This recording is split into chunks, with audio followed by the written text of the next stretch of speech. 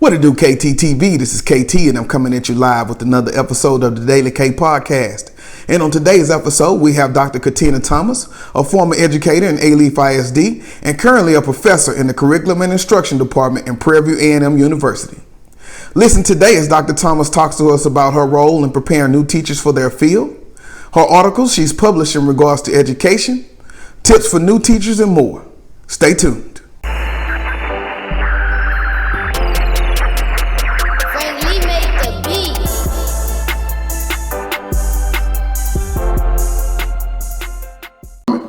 How you doing, Dr. Thomas? I'm doing very well this morning. All right. Well, how are you? I won't complain. I'm glad you're here. All right. Thanks. Okay. And so as we get into the podcast, Dr. Thomas, can you give us a little bit of background about yourself? I know we do have a few things in common. Yes. So if you could talk to the audience about that. All right. I'll let you know a little bit about my educational background, a little bit about where it took me. I actually received my Bachelor's of Science in Interdisciplinary Studies from Prairie View A&M. Okay. So that's where my educational foundation started. And then I started teaching in Alief, and I worked at a few campuses in one or two different positions. Yes. And along the way, I was able to earn my Master's of Education in Administration from the University of Houston. Yes. And then towards the end of my time at Alief, I started my doctoral program, and I earned my Doctorate of Education from the University of Houston, but in Curriculum and Instruction. Yes. And somewhere in between my master's and my doctorate, I was afforded the opportunity to supervise student teachers while at the University of Houston, to go in and be able to give feedback, mentor, and coach. Yes. And I also started teaching coursework once I finished my terminal degree. And I was able to concentrate in reading and the language arts. Wow. That's what I gravitated towards when I was teaching in Alief. I found most of my professional development hours was in English language arts. Okay. That's what I fell in love with, teaching reading.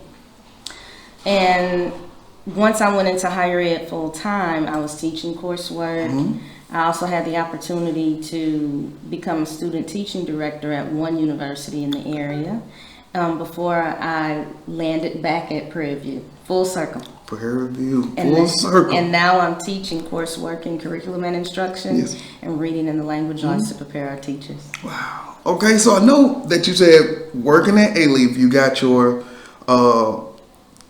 master's, and then you started the doctoral. Yes. So how did things in Alief as a teacher kind of drive you to say, I want to get the master's, then I want to do the doctoral? Like, was it something that was happening specifically as you were teaching in Alief that motivated you to do more?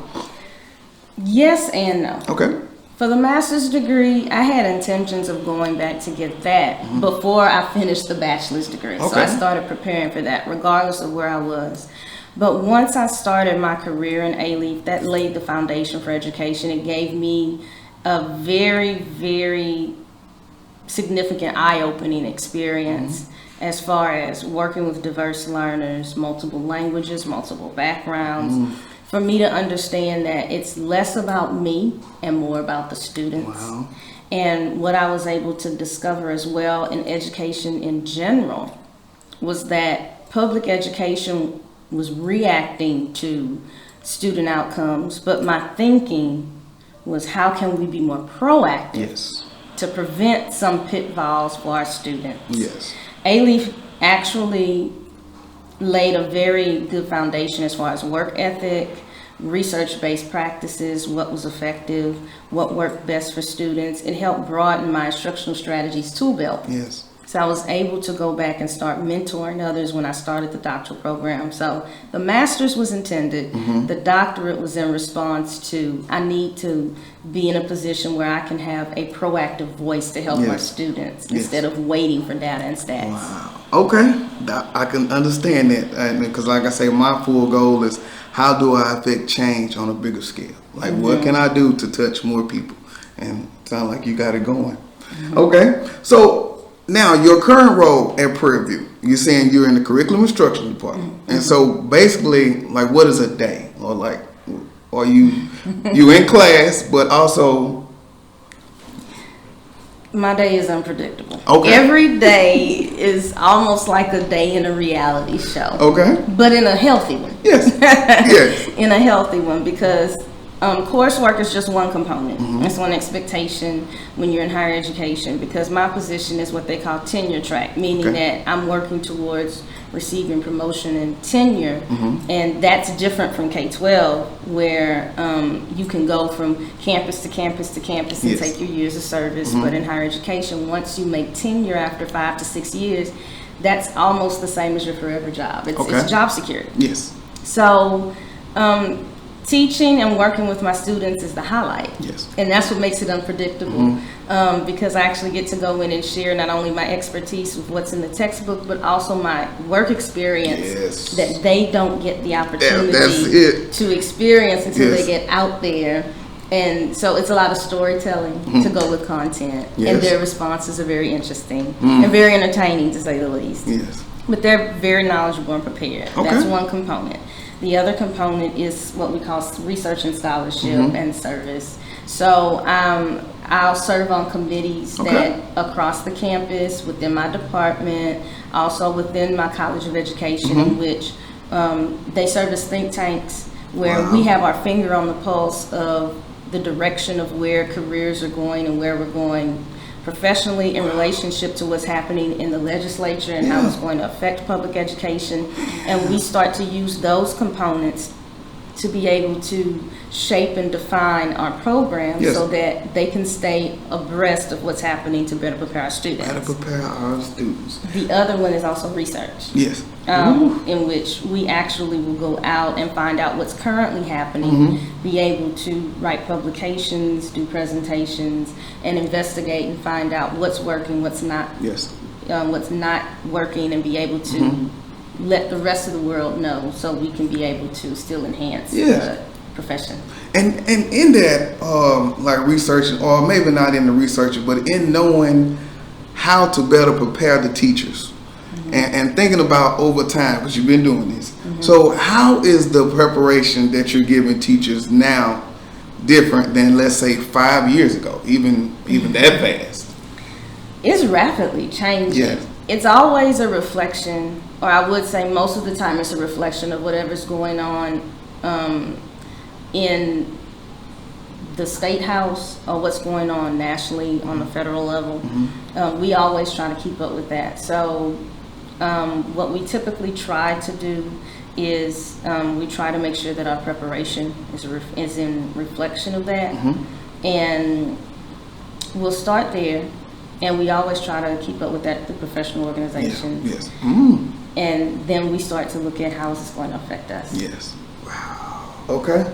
So do you feel like you have to learn, have you had to learn like more tech or more things to be able to teach? Because everybody's so techy. Absolutely. What we were discovering, because we have a little bit of a dividing line between the 21st century teacher and then our seasoned vets. Yes, way different. So even when you just said 5 years, it's a big difference as far as technology, but there's also a big dividing line between our 21st century teachers and our seasoned vets, because as we continue to go, they become more seasoned and they start to move into retirement and the end of their careers. And what we're noticing is that the only way we can prepare our 21st century teachers, because many of us are the seasoned vets, or we're the early 21st century. So we have to go and teach ourselves about technology. So what we do is we insert that into our syllabi, into our programs, into our expectations, because it's also being reflected on their certification exams. So we invest in cutting edge technology. Because we know that technology goes to the military and then goes into education. So we try to keep the tools, the hardware, the software that available for the students, or we're making it available, and then we start to have the specialists in our departments come and train us, because they've been to professional training.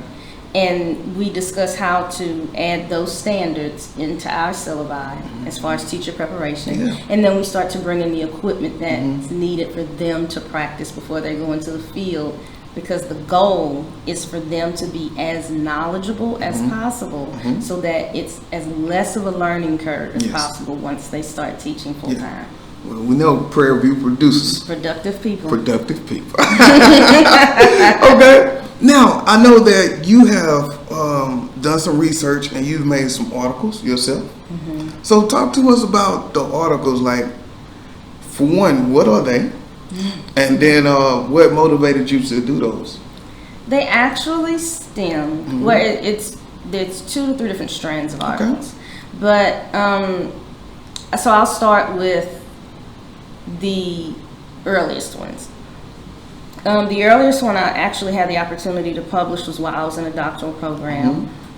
And it came from experience. It was targeting teachers about how to build a library in a classroom with literacy to help your at-risk students, because one particular year I had a classroom where 13 out of 20 of my students were below level, and their backgrounds reflected that they had little literacy practice and reinforcement outside of school. So I discussed that, and that led me to my initial research before I finished the doctoral program to see how well is balanced literacy helping students that are in a non-traditional elementary classroom, in particular a departmentalized classroom, since we know that there are some schools where in elementary school the students go to different teachers for a half of a day according to subjects. Yes. So I studied that, and I had an aha moment. I looked at the data and I noticed that most of the students were students of color. And most of them that were lower performing were actually African American. Okay. So I explored that, and that led into the research I'm working on now as far as cultural responsiveness, cultural relevance, because I've always been a fan of it, from Geneva Gay and Gloria Ladson-Billings. So I look at their theories and their implications, and I fuse it with literacy practices, best literacy practices, to see how are they helping our students in early literacy, because no one talks about what happens before the gap. Yes. And so I've studied that. So I'm thinking if we can stop the gap before it occurs, then we won't have a black hole that leads to all of the other negative stats that are out about our students. Yes. So I do have one article that has come out where I discuss that. I've also presented that internationally at international conferences too this summer. I also discussed that in a little more detail in a chapter in a book coming out in December about African Americans in higher education. Yes. What's the name of it? It's African Americans in higher education, and it is from an Afro-American perspective. It's an anthology, so it's a series of articles and essays that's coming out in December, proposed release. Also, I have an article out right now that specifically targets our African-American males when they're in elementary school, lower elementary. And that one is currently out in The Reading Teacher, which is published by International Literacy Association. And it's entitled Motivating African-American Boys to Read. And it discusses a lot of the practices that I used in my classroom, about 4 to 6 practices that I did to get them motivated, because if you can motivate them, you can hook them. And we know about hook, line, and sinker. Well, and the one that's, gotta get you. And the one that's currently out now is for new in-service teachers, newbies. Tips for motivating student teachers to transition from student teacher to classroom teachers. So what they can do in the very beginning of their career so they can have a smooth transition and not be able to run into and face teacher burnout or being the threat of that. I think I'm going to really follow up on you with that article as I get ready to do my new teacher meetings. I think this would be awesome, that we can look at some of that literacy. So then, what's next?